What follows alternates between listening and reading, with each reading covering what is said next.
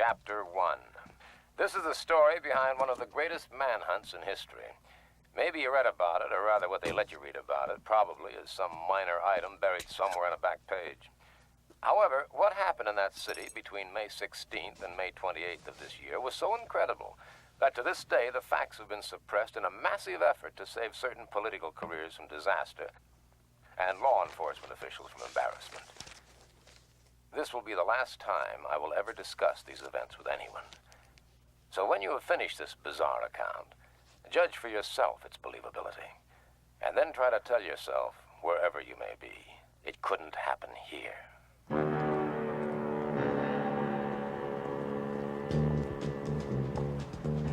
Sunday, May 16th. At approximately 2:30 a.m., Cheryl Hughes was standing at the intersection of Casino Center and Fremont Streets waiting for a girlfriend to give her a lift home.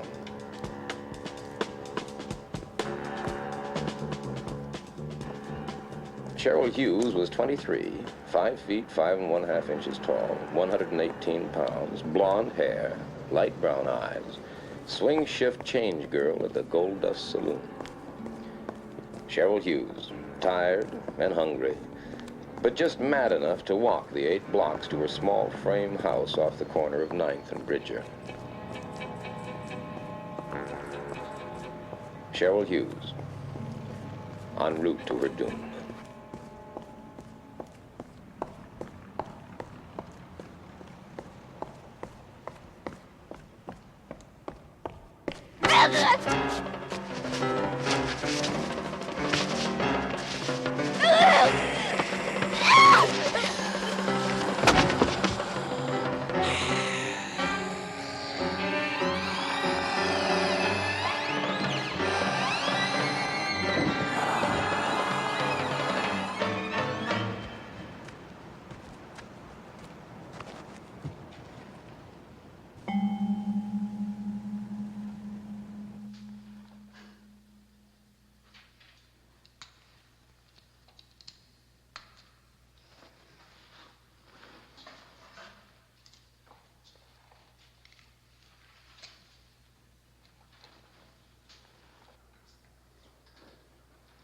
Odd.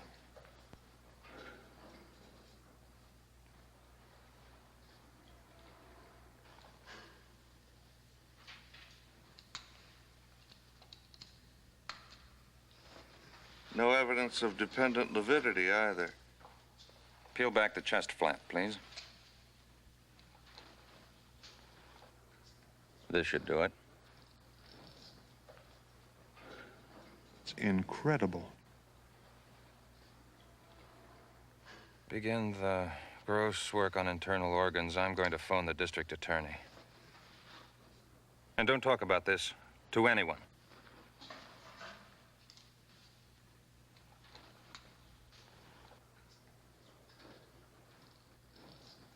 I came into it 2 days later, called back 97 miles from the first vacation I had had in 2.5 years because the story is so big no one else can handle it, according to our lovable managing editor. Rumor has it that the day Anthony Albert Vincenzo was born, his father left town. The story may be apocryphal, but I believe it. The only point I wonder about is why his mother didn't leave too. Good morning, slaves.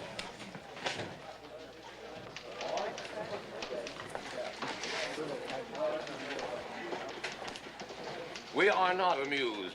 Kolchak, you are on it. A 2-day-old, third-rate murder. You are on it. What about them? They have other assignments. You're beautiful when you're angry. Out.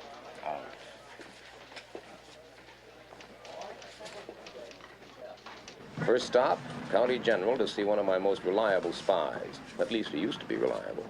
Hello, Carl. Oh, I thought you were disbarred from malpractice. I thought we were rid of you for 2 weeks. Yeah, so did I. Well, about this, Cheryl Hughes thing. Why does it say officially undetermined under cause of death? Why don't you ask the coroner? Oh, thanks. Come on, you're my spy here. Listen, haven't I kept quiet about all those illegal operations you've been performing in closets? Come on, tell me true now, John. Was there anything unusual about the autopsy? No, all I know is she lost a lot of blood. Yeah, some spy. I'm just a poor, hard-working doctor that occasionally takes pity on an aging reporter. Dr. O'Brien, any Sounds like messages a there for me? Pulitzer Prize story to me. Second stop, the Gold Dust Saloon, and a chat with Gail Foster, one of Cheryl Hughes' fellow workers, and a rather close friend of mine. Poor Cheryl. I feel just terrible about it, Carl. Well, honey, if you don't want to talk about it, you don't have to. No, I want to help if I can. You said that she never had any boyfriends. No, none that I ever heard of. She dated once in a while, but never the same man twice. I don't think she liked men. Yeah? Yeah. She even took karate lessons in case one got fresh with her. You mean that she knew karate? Yeah. Brown belt. Oh, I see him. I've got to go. Bye-bye. In any town the size of Las Vegas, the murder of one young woman hardly causes a ripple. But then the ripple started. Thursday, May 20th, 7:02 a.m.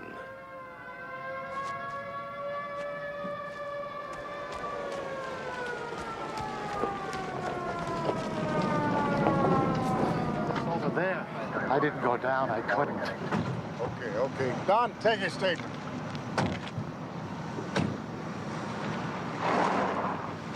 What took you so long, Kolchak?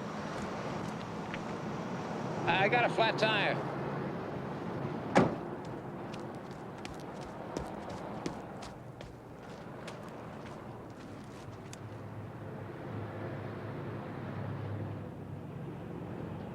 Not a footprint inside.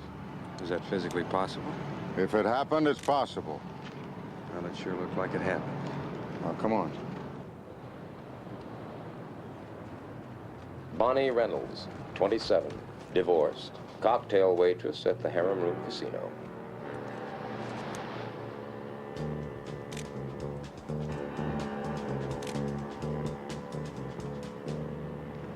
Look at her throat. She must have lost an awful lot of blood. Cheryl Hughes lost a lot of blood, too. You read that in the newspapers, did you? No, I didn't read that in the newspaper. This girl lost a lot of blood, Sheriff. But she didn't lose it here. Anything? We found a purse. There's signs of a struggle up here. But nothing in between. Only our footprints.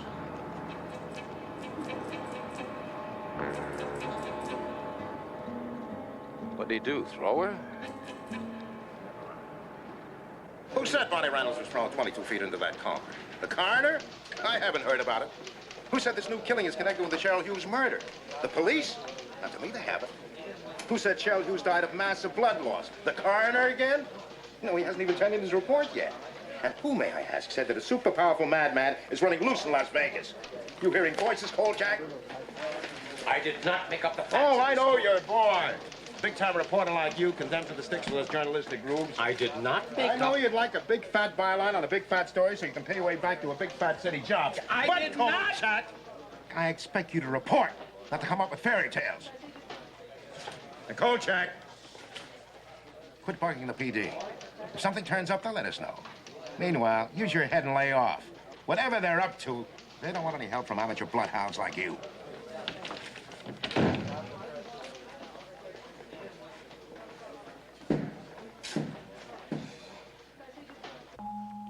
Friday, May 21st, 8:06 a.m. Apartment of Carol Hanachek, swing shift cocktail waitress in the Bird of Paradise show lounge. She'd gotten home around 2:15 a.m., poured herself a glass of milk, opened the back door of the kitchen for reasons unknown, and died like the others. Suddenly, quietly, without disturbing her sleeping roommate only a few feet away. Something of a pattern had started to form, and it was ugly. It was then that people stopped talking. Does that surprise you? Look, Carl, you're not the only one that likes to play detective. The police, the sheriff boys, they all think they're pretty good. And they don't need you. You know, you really make me feel wanted. We've had 3 murders in town, Bernie. We have one tremendously strong guy, maybe more, who goes around killing young girls. And they all lost a lot of blood. Hey, you weren't supposed to know about that. No, I'm not supposed to know about that. That I know of. What about your people down at the Bureau? No, this is nothing for the Bureau to mess with at this stage. Yeah, well, you could make some unofficial inquiries for me. Like? Well, like, you could check around the country and check all the hospitals and see if any of them have had corpses recently, like ours, you know, all with a big loss of blood. You could check all the insane asylums across the country, the bug houses, see if they released recently a nut who thinks he's Count Dracula, even if he's done nothing to prove it. Do you believe in vampires, little boy? Oh, that's funny. That's very funny. It's very funny, Pretty. Ha-ha. What are you going to do? Are you going to sit like a cheap gonoph guzzling my beer? I'll think about it, okay? Meanwhile, I hope it doesn't disillusion you to know that the local law enforcement people go along with your views. Oh? Somewhat. At this moment, they're waiting for a special report from the coroner and 2 pathology experts who were flown up from LAPD. Oh, yeah? Along with a small truckload of equipment. Hey. Oh, hi, Marilyn. How are you? Hey, I like your luncheon place. Yeah. Well, say, if you want to hear the special report, meet me at the sheriff's office. Starts at 6:30. Hey, thanks. Don't thank me, just be there. Where you go? Oh.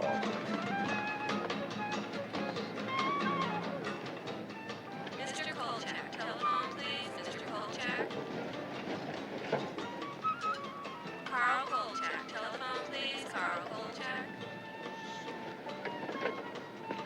Kolchak. Hi, Carl. I just thought you'd like to know I heard the Parkway Hospital was knocked over. Yeah, knocked over for what? Cash, drugs, equipment, what? Blood. That's right. Every container in the place, their entire stock. What about blood type? Seems blood type and RH factor didn't much matter. John. Can't stop now. See you. Yeah, but...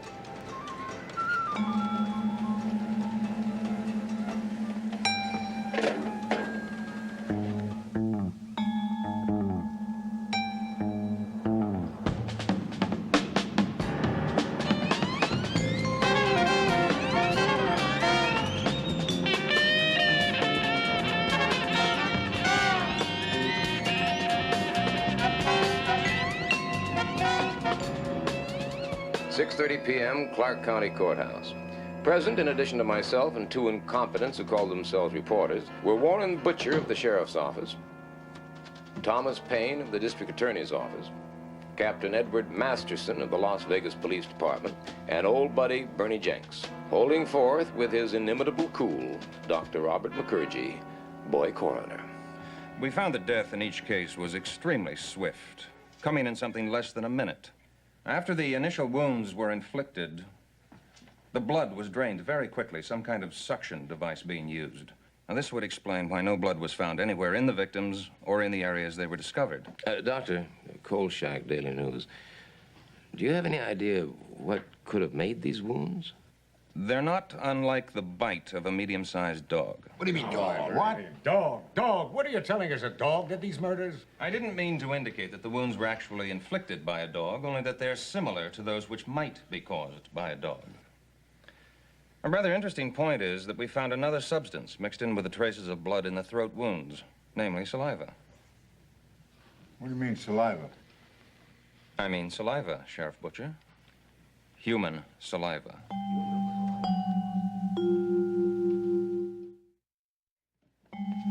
If McCurgy had suggested that the murders were committed by a giant butterfly, he couldn't have made more sparks. Now, what do you mean human? Are you suggesting that each of these women was bitten in the throat by a man? At present, the evidence points that way. However, I couldn't and wouldn't hazard a guess as to motivation. I can only be sure they each died from shock, induced by massive loss of blood. Dr. McCurgy, is it possible that he killed these women by biting them in the throat for the express purpose of drinking their blood? Kolchak, now you're here by the mutual suffrage of us all. Sufferance. What? It's sufferance, Sheriff. Well, whatever it is, just shut up. I'll answer that. There have been cases of people who, through some mental derangement, have come to believe they were vampires. In Germany in the 1920s, there was one fellow who did use his teeth to rip out his victims' Now, throats. we are not going to jump to any conclusions about who or what killed these women. It is possible, you know, to type a person's blood from his saliva.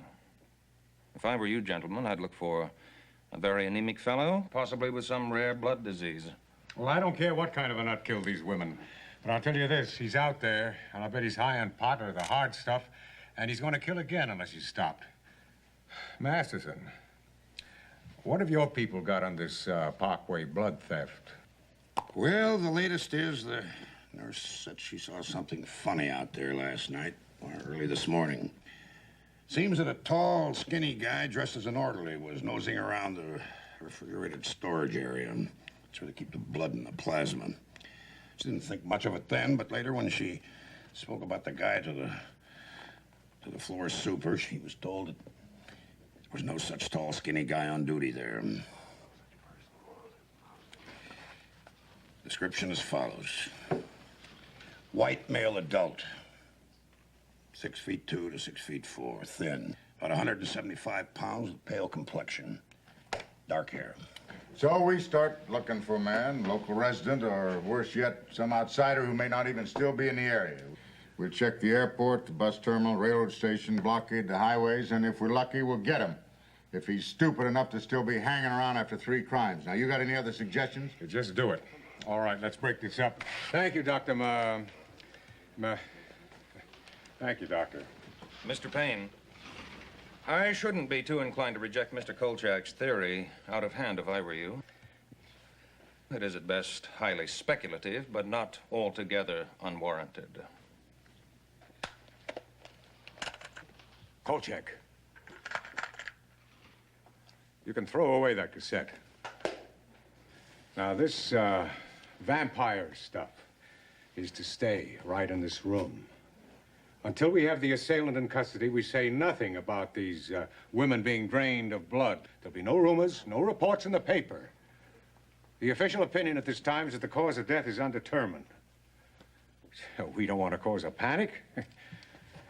It's bad for police operations. It's bad for the people. And it's bad for business. Thank you for your cooperation. Kolchak, I want to have a talk with you. Now, boys, there's no reason to bother the doctor anymore. I have a prepared statement in my office. You can go back to the lab. Kolchak, you're becoming a real pest. I'll have to have a word or two with Vincenzo about you. You know, maybe one of the other boys at the office should handle this from here on. Keep your nose clean, son. Stay out of other people's business. It's healthier that way. Carl, will you watch what you're saying? You know these guys. You could find yourself out of a job in 86 all over town. That go for you too, Jenks? Oh, boy, who can talk to you when you get like this? Now, listen, I'll nose around unofficially for you on anything you bring me, just between the two of us. But do me a favor and stay away from me for a few days, just for friendship's sake.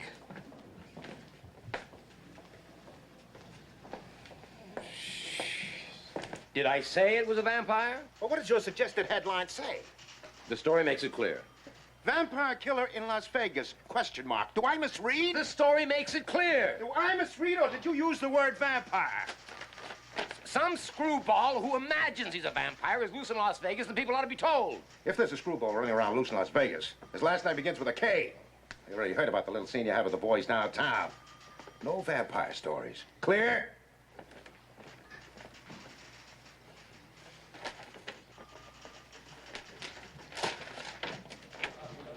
How about a special featurette with a border of roses? An interview with the 2 girl victims in heaven with a celestial choir in the background. Ow!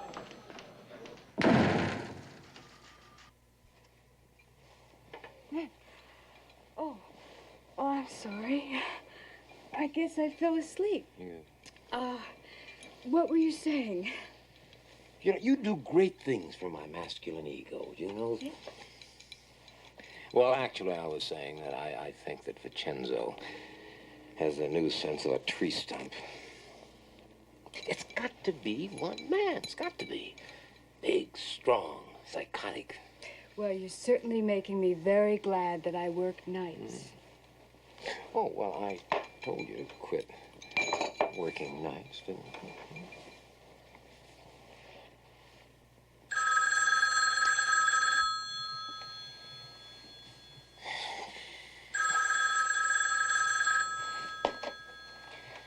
Kolchak.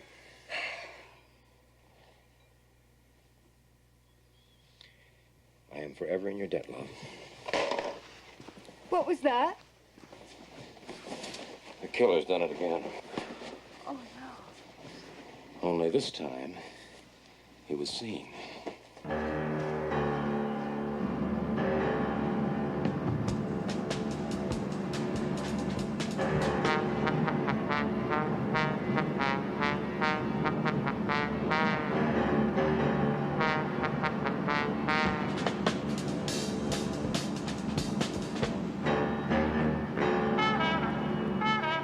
I saw him standing over there. I thought he was kissing her. And then he turned and she fell down over there by the car. He must have followed her home. I'm sorry. I can't.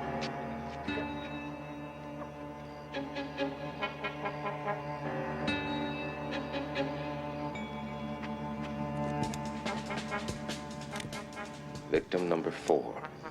Mary Brandon, showgirl, 25, 5 feet 8 inches tall, 125 luscious pounds.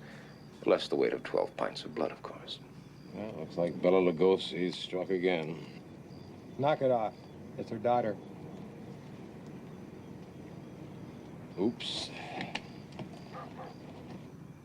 I'm all right now. Now, the car he drove away in, was it new? No. It was a few years old, I think. It was a maroon coupe. I'll call it in. Barney, may I, Yeah, but take it easy. I'm sorry, ma'am. Kolchak, the Daily News. That was your daughter? My best contact in Las Vegas has always been Helen O'Brien, chief switchboard operator at the county courthouse. Hello, adorable. You're a sadist. Oh, I could take a bath. Ah, over my dead plump body. Listen, you magnificent morsel. The DMV is checking on the suspect's car. Now, you couldn't help me in that area, could you? Of course not. Bribed again. Kolchak? No, Bertie. Come on. How'd you like to see the killer's face?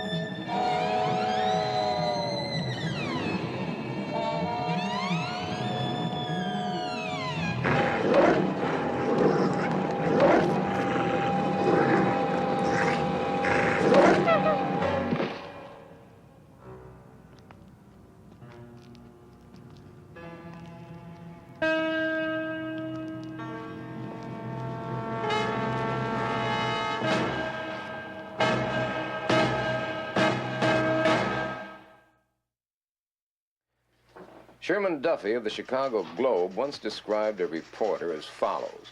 Socially, he fits in somewhere between a hooker and a bartender.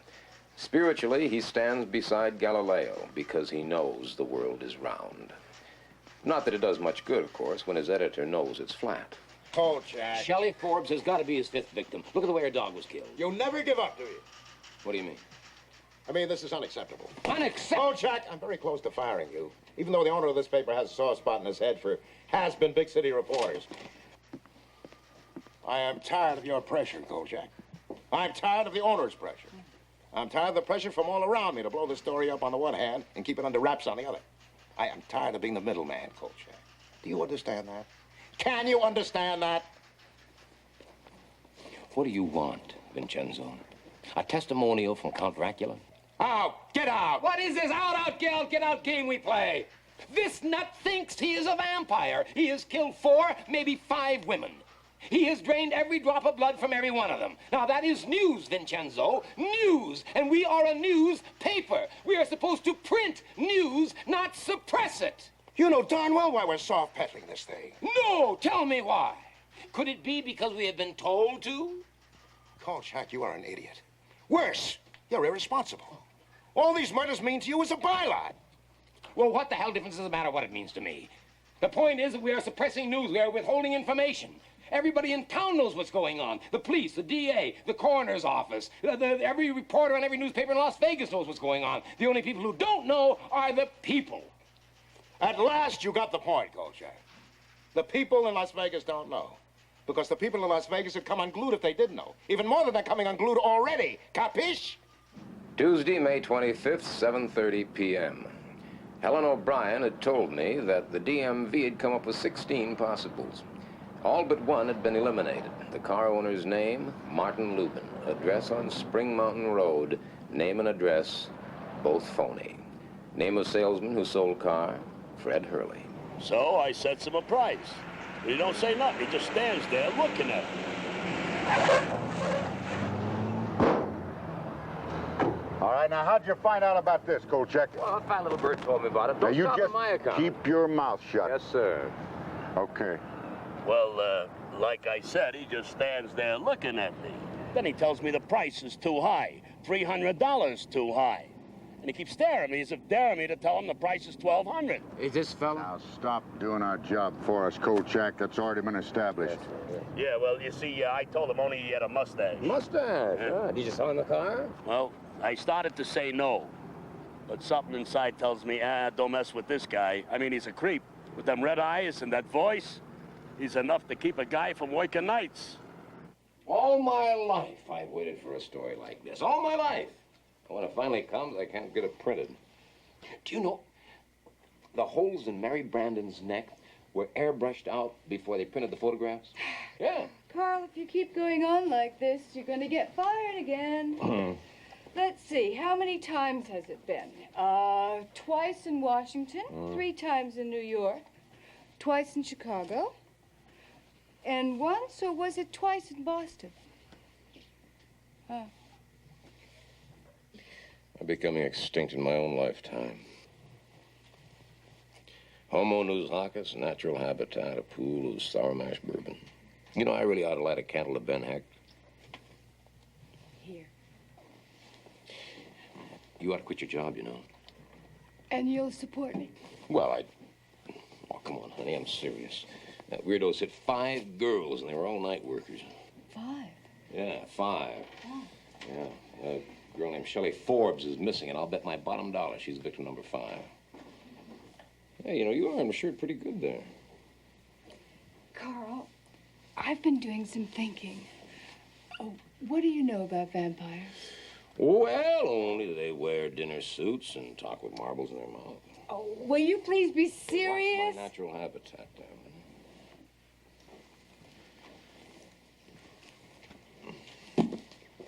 Open it. Everything you always want to know about vampires, but we're afraid to ask. No, you're going to look at it. Come on, why? Well, what if the killer's a real vampire? Oh, honey, please. I've had a Well, very he's done long everything week. that's in this book. Whoopee. You're going to read it. Yes, all right. I'm going to read it. Ooh, Oh, now, come on. You're a big, tough reporter. You can take it. You might even get a good feature article out of it. That's it. Ah.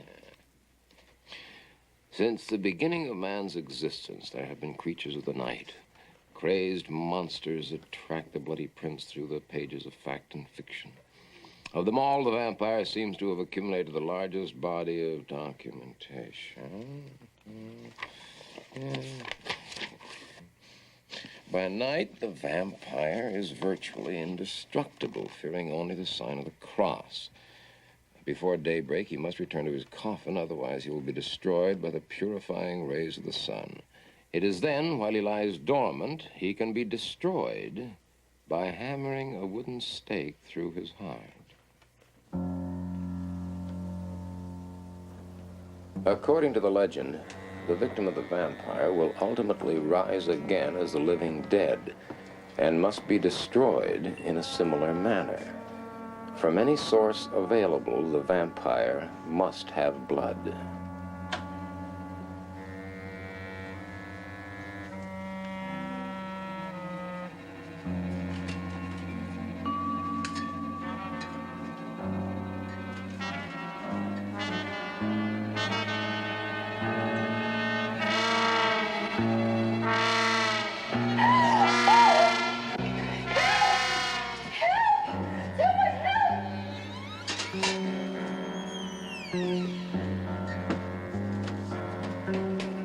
He's in there.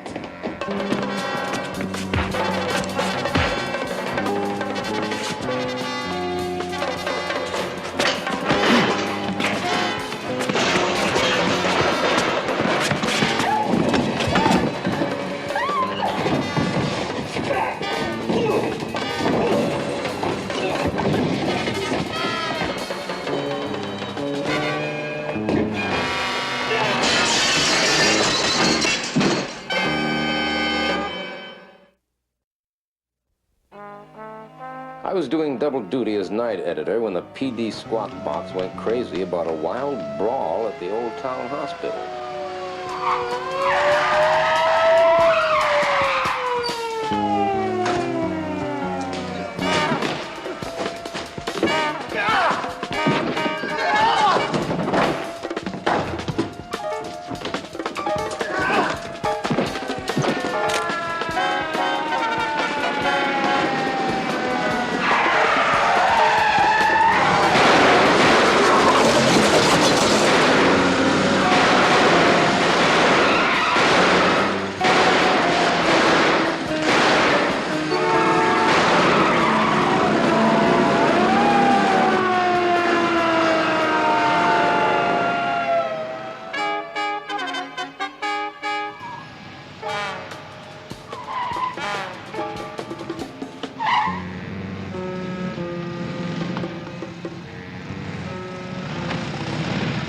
Thursday, May 27th, 8:20 a.m., and things were rolling.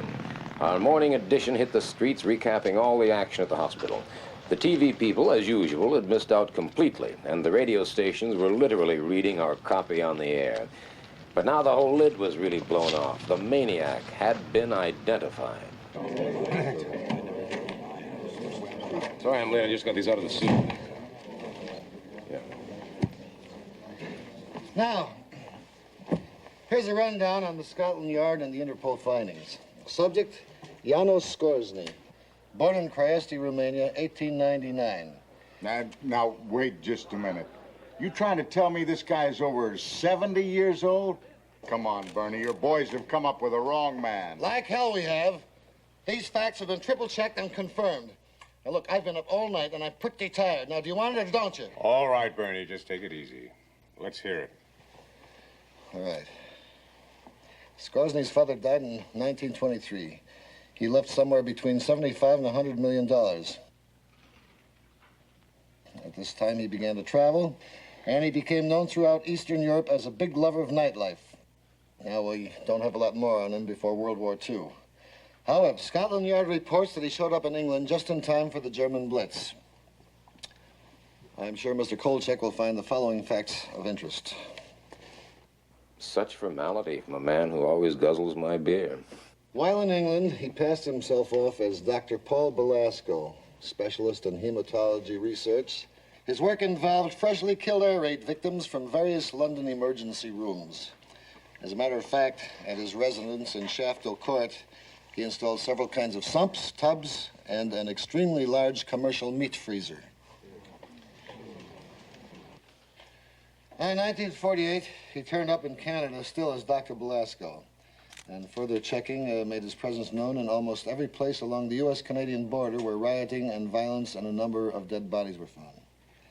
We believe he left Canada for Vegas April 19th under the name of Detective Constable Alan Hensley. Now, because of his British citizenship, he is an international fugitive. So my people are very interested in him. This is no longer just a local matter. Now, gentlemen, the one constant that has shown up in all of our reports is that Scoresny's travels have always been accompanied by a number of unexplained killings, many of which have one thing in common: a massive loss of blood. So, if Scoresny is not the vampire of Mr. Kolchak's theories, he is certainly the suspect of multiple homicides extending back some 30 years. Mr. Jenks, you seem to be running this show. Could I have a minute to say something? Mr. Kolchak, you have the Kolchak?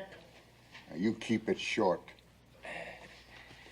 I was at the hospital yesterday, and a lot of things were happening that you just simply cannot explain away. Sheriff, your own men shot at him, some at point-blank range. How come it didn't even slow him down? How come a man over 70 years old can outrun a police car? How come the same man, when slugged in the head, doesn't even bleed? Now, I saw those gashes in his head, and whatever was trickling down from those wounds, it was clear. It was now, not this guy's blood. got a motor mouth. Can't we shut him up? No, let him hang himself. Then we'll finally be rid of him. So far, he has killed 4, probably 5 women.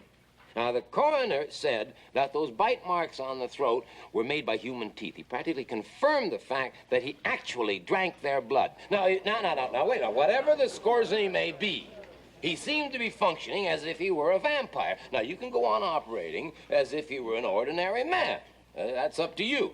But I know that the only way you're going to get him is if you proceed under the assumption that he's a real live vampire. Now, the research that I've been able to find... Wait a minute, Kolchak. Have you lost your mind? Can you imagine the total blind panic this town would be in if the public were told we were actually looking for a vampire? Not to mention the irreparable damage it would do to the image of law enforcement in Vegas. That's what it's all about, isn't it? That's it. Boy, I really can't believe that you guys are so afraid of appearing stupid that you'll ignore the only possible way of nailing him. You listen, Kolchak, and you listen good. We'll handle this by ourselves, and without undue public observation. No undue public observation. You've blown it already. Look here. Look what's appeared in my paper today. People are going to be calling for a grand jury investigation. You can't stop the rumors from all over. Sit down.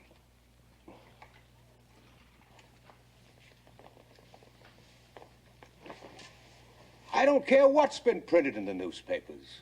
This man is still classified as an ordinary maniac, and he'll be settled by standard police procedures. Oh, boy. And you better start cooperating with that fact, Kolchak, or you want to get your pushy-tushy kicked right out of town. You dig? Yes, sir, I dig. But just remember, the next time you blow it, who's got the answers, sir? All right, Ed. Let's get on with it. What have you got?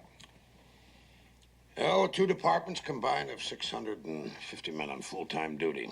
All leaves are canceled, and everyone's working a 16-hour day. Our chopper is going from dusk to dawn. We've got unmarked cars patrolling the casino center and the strip.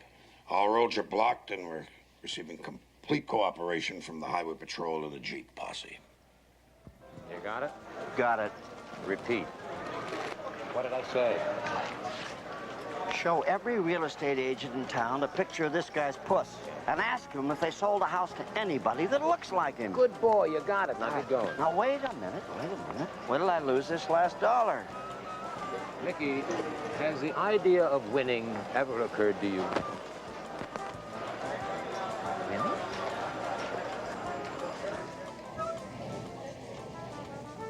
Oh, boy. You spoke. You know, I have a very strange, unhappy feeling that the police are never going to catch his murderer. I also have another very unhappy feeling. Which is? That this case may be even bigger than I thought it was. Bigger? Well, stranger than.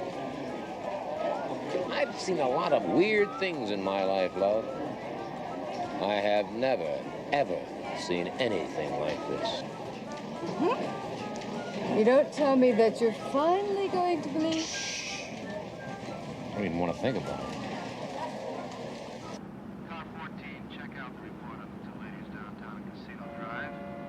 Code 1033, code 1033. All units, all units. Janos Skorzeny, spotted in 1969. Green unpaneled station wagon. Intersection OK and Hustles. ID confirmed.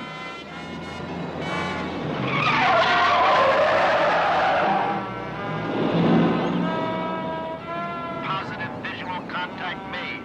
Units 7 and 8, seal off. Rexford and Hustles and OK. Repeat, units 7 and 8. Unit 3, close off Park Paseo, Las Vegas Boulevard. Units 4, 6, move north to face Unit 3 at Park Paseo and 5th. Unit 5, move up to Bracken. To 5th place, to 5th place. All units.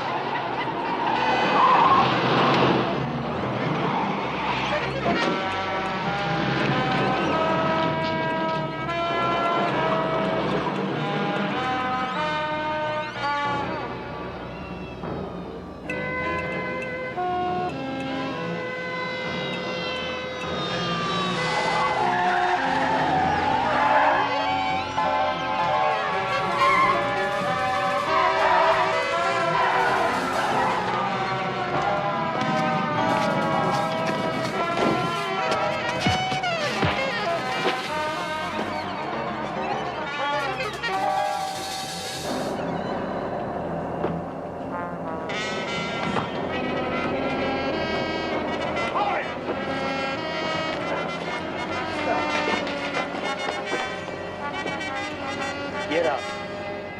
Slowly.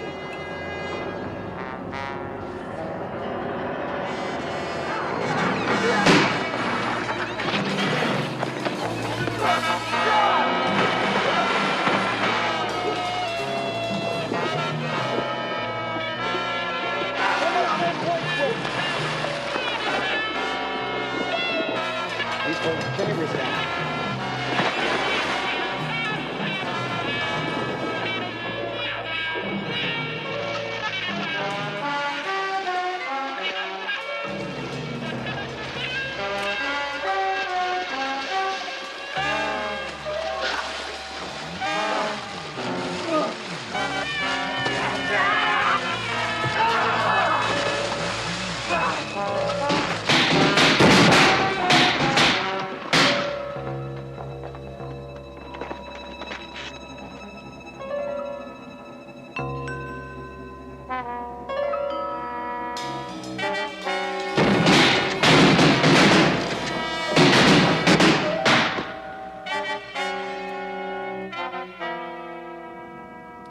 Friday, May 28, 3:17 a.m. Despite the helicopters, the highway patrol, the Jeep posse, despite the blocking of every major road and highway, despite the mass coverage of Las Vegas by every available man in both police and sheriff departments, Janos Skorzeny was still at large.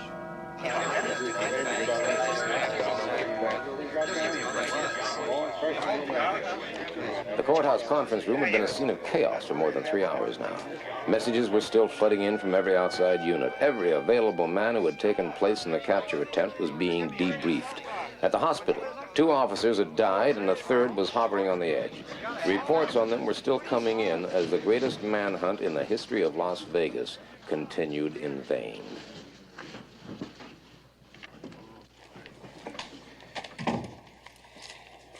Oh, thanks, Bernie. Yeah. Well, what are we going to do? Now, are you willing to listen to my insane ideas? Kolchak, get out of here. Warren, hold it. Kolchak, you were there, weren't you? Yeah? Every man we've questioned insists not only that Skorzeny was possessed of incredible strength, but that he was shot more than once during the capture attempt. Oh, I'd say 30, 40 times. I'm sorry, I'm not buying that. Captain, you have 2 choices. Either he was shot, or your entire police department is blind. Ed, let's admit it. We had the man, had him cornered, and we couldn't hold him. Let Kolchak have his say. Before I do, is it agreed that in return for my help, you will grant me the exclusive rights to the entire story? Well, let's say it's agreeable if we decide to follow your suggestions regarding the suspect? Fine, fine, because if you don't follow my suggestions, you're going to be chasing your suspect till doomsday. Kolchak, just get on with it. Of course.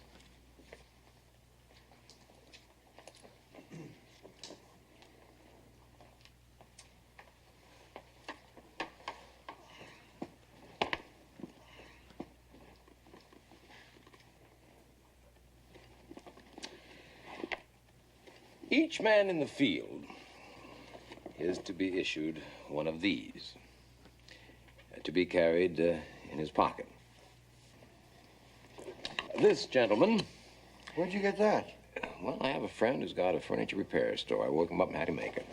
Each man in the field is to be issued one of these and one of these. Are you suggesting that we pound one of these into Skorzeny's chest? No, into his heart. There's a legal phrase for that, Kolchak. You might have run into it once or twice in your broad experience. It's called premeditated murder. It's the only way you're going to stop him. You heard your own men. Can they all be wrong? Oh, you can stop your nighttime chases from now on, too, gentlemen. The only hope you have is to spot Skorzeny and then track him back to where he lives and wait until sunrise before finishing him off. He's only vulnerable during the day. At night, he's much too strong. Yes, gentlemen, I hate to say this, but it looks as if we have a real live vampire on our hands.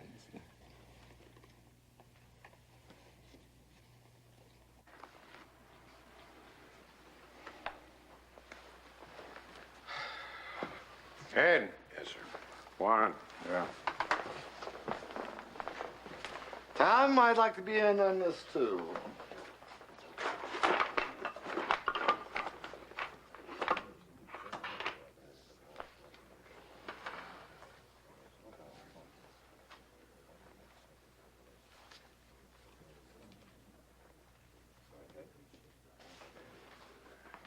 Okay, Kolchak, you've got yourself a deal. Conditional. What's that? Butcher here will issue the crosses, the mallets, the stakes. The one thing he won't do is depart from established police procedures. If feasible, Skorzeny is to be taken alive and held for trial. Trial? That's right, trial. Trial. All right. In return for what? You'll get the exclusive rights to the story. Good. When the blackout is lifted. Yeah. Any other conditions? One more. What's that? If it turns out you were wrong, you're to be out of town in 12 hours. Take it or leave it.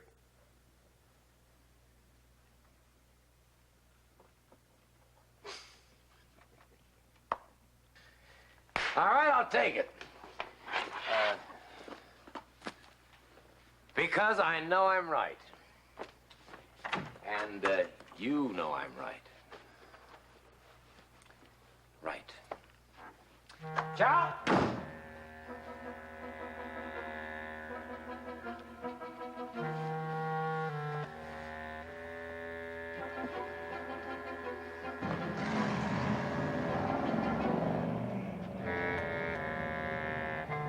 I'll take Manhattan, the Bronx and Staten Island, too. Watch out, you great big wonderful Big Apple. Kolchak's coming back. Yeah! As Manhattan's coming here, wait till I get to Rhine.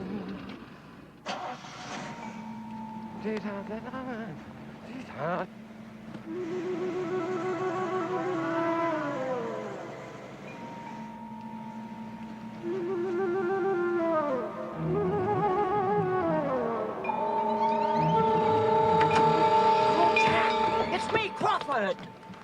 What are you doing driving off with me in the back seat? What are you doing in my back seat? I wanted to talk to you. I saw your car parked here, so I got in to wait for you, and I got sleepy. You got sleepy. Hey, I think I found the house.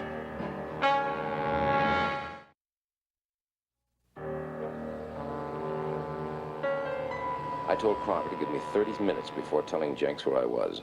That way I could get to see the house alone for a while and also keep the police from arriving before dawn, which I knew they'd do if they got the chance, no matter what I told them.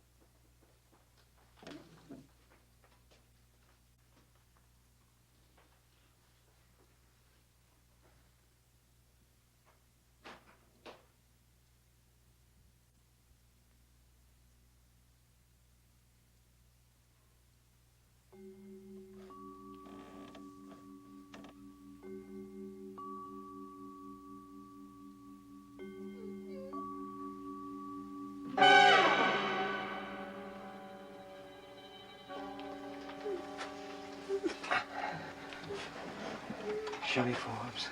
Shh, shh, shh, relax, son. His own private blood bank. Wow.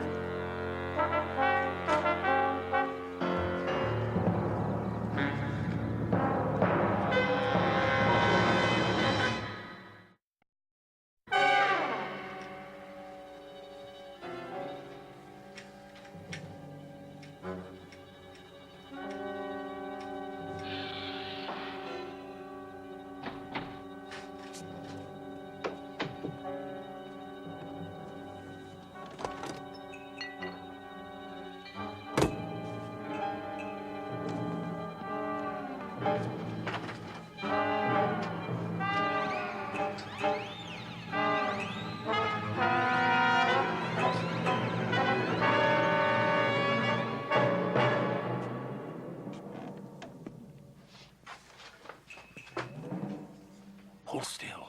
It won't stick.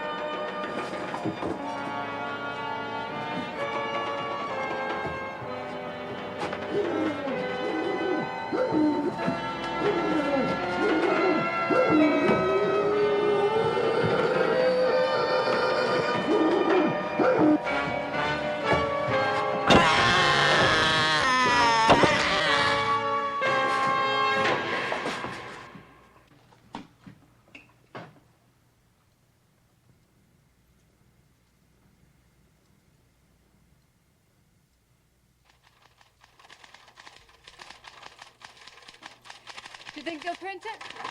I know they will. We've got an agreement. Hey, you look kind of tired. Do you want me to drive you to the office? Go on, Hushabye. Hushabye. Yeah? I want to finish this in time for the special edition. Hey, why don't you stop working nights Oh, Carl, not that again. and marry me?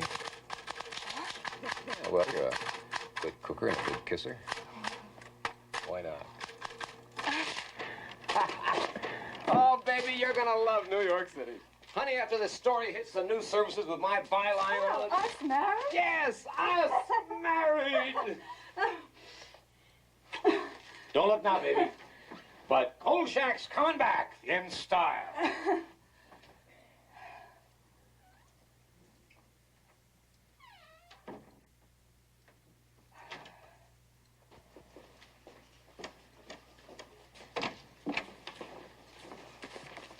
There you are, Vincenzo. And if I do say so myself, it's sensational. I'm sure it is, Carl. You're going to put it in the special edition. Right. Yeah, with pictures. Uh-huh. Yeah, and the news services. Okay, fine. What's got into you, Vincenzo? You sick or something? I think this is all fine, Carl. Fine. Jenks has been trying to reach you. Yeah, what do you want? He wants to see you over at the DA's office. Why don't you run over there now? Yeah. Kolchak. You're one hell of a reporter. Thank you, sir.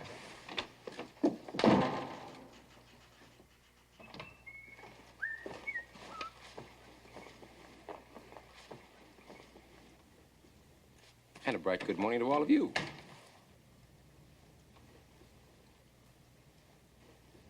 Bernie, what did you, Is your name Carl Kolchak, and do you reside in the city of Las Vegas?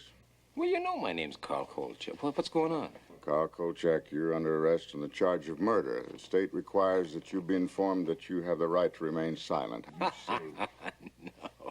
Oh, no. No chance. You're not going to pull that one on me. No. Kolchak! You are under arrest.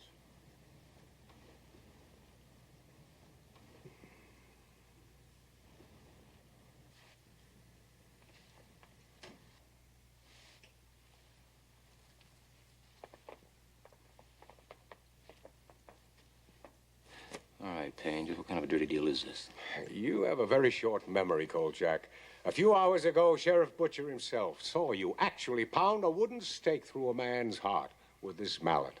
A man wanted for questioning. Questioning, mind you. He hadn't been arrested. He hadn't even been charged. You broke up our stakeout, and after we were kind enough to invite you to go along, you just charged in there in front of us and killed Janos Skorzeny before we had a chance to do anything. Well, you were even ranting and raving about this Skorzeny being some kind of a vampire, and you had to save the world. And that, Mr. Kolchak, is murder one. Now, if you plead insanity, you might get lucky, but I promise you this. You'll be committed to an asylum for the rest of your life.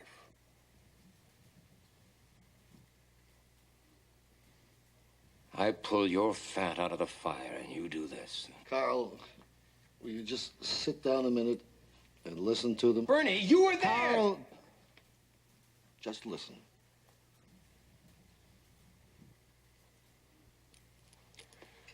This is your story, Kolchak. It's already being printed. This morning, shortly before sunrise, Las Vegas Sheriff deputies under the command of Sheriff Warren A. Butcher, 45, surrounded the home of Janos Skorzeny, a fugitive from a federal warrant, and in a pitch-gun battle were forced to kill him. Never. You'll never get away with it. What's to stop me? You're gonna stop yourself, Kolchak. Because if you open your mouth, we'll find you, bring you back, use this warrant, and put you away forever.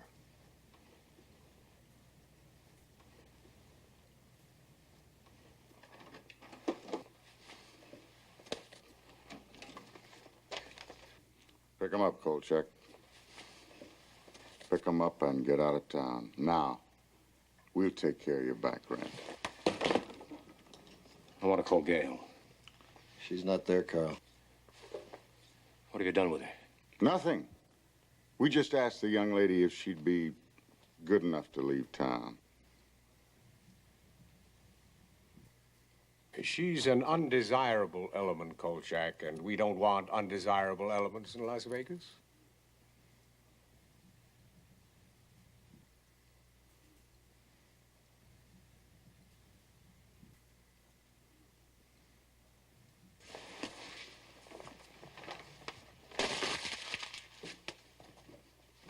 Carl, there's nothing I can do. Carl, you let me know where you end up, huh? Yeah, sure, Bernie. I'll keep in touch.